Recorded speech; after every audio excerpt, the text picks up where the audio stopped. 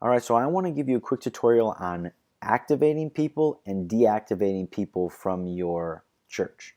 So let's get into this configuration. We're going to click on edit a person and we're going to deactivate somebody from your system. So we're going to pick somebody, Eric Anderson, and we no longer want this person to display in our system. So we're going to go down here to membership and we're going to click inactive.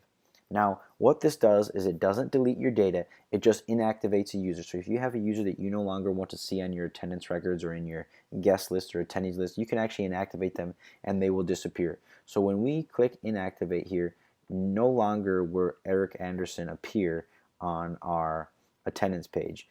You see right here, he used to be the top Eric Anderson and he is no longer there.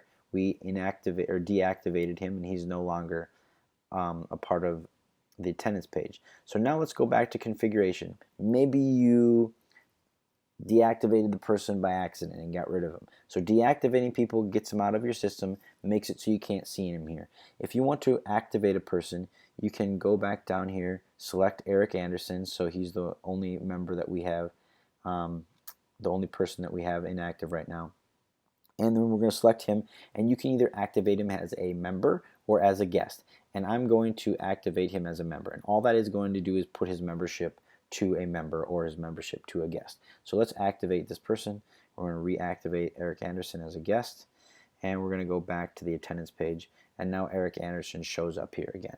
And all of his data was saved. We took attendance on this before. I saved it, and here's his data is back. So we deactivated a person, got rid of him, and then we reactivated him and he came back and all his data was saved. So we don't delete people, we inactivate them, and you can reactivate them if you need to. Thank you for watching this tutorial.